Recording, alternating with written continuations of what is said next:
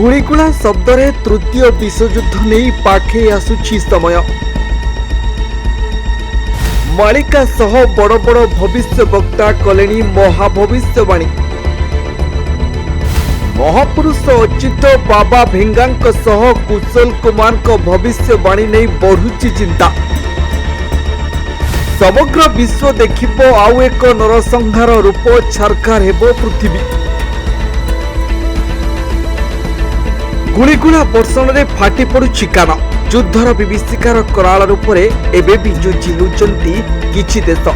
आउ देश देश भितरे एभली स्थिति पाई दिने समग्र विश्व आउ मानव जातिर इतिहास ध्वंस स्तूपरे परिणत हेबो आज्ञा।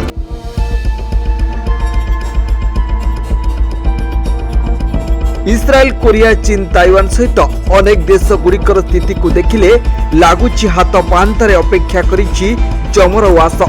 हाँ दर्शक बंधु, तेबे एभली किछि तृतीय विश्वयुद्ध को नहीं प्रश्न उंकी मारुछि जनतांक मनरे। केमिति हेबो तृतीय विश्वयुद्ध, केबे हेबो विश्वयुद्ध, आउ एहार फलाफल केते भयानक हेबो, एसबु प्रश्न समस्तंक मनरे रहिछि। एहारी भितरे तृतीय विश्वयुद्ध को नहीं महाभविष्यवाणी करिसेंती जणे ज्योतिष। तेबे तृतीय विश्वयुद्ध को नहीं अनेक चर्चा दशंधि धरी कल्पना एवं वितर्कर विषय होई आसुछि। प्रथम दुईटी विश्वयुद्धर घातक प्रभाव विश्वर स्थिति रही आसी।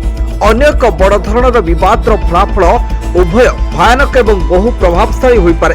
एने बाबा भेंगांक समेत अनेक ज्योतिष माने तृतीय विश्वयुद्ध विषय पूर्वानुमान करिसेंती, किंतु यार संभावना अनिश्चित रही।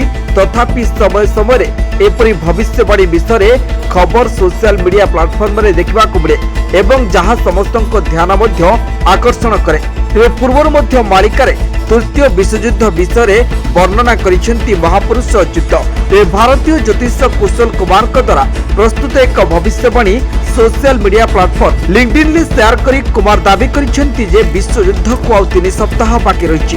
तांकर लिंक्डइन प्रोफाइल अनुसार कुमार जड़े वैदिक ज्योतिष जी चार्ट व्यवहार जहाँ भविष्य घटना विषय पूर्वानुमान करने ग्रह अलॉटमेंट देखाए। विश्वयुद्धर स्थिति को नहीं 2024 मुख्यतः चिंताजनक बोली पूर्वानुमान कर विशेषकर मे 8 रे यह कोरिया, चीन, ताइवान, मध्य पूर्व में इस्राएल और अन्य मानक सह जड़ित युद्ध क्षेत्र में सर्वाधिक वृद्धि घटुथिबार सूचित कर मध्य पूर्व और यूक्रेन, रूसिया, नाटोर क्रोध मध्य सीमा टपी पारे बोली से कहते। तेबे कोन भविष्यवाणी सतरे परिणत हेबो?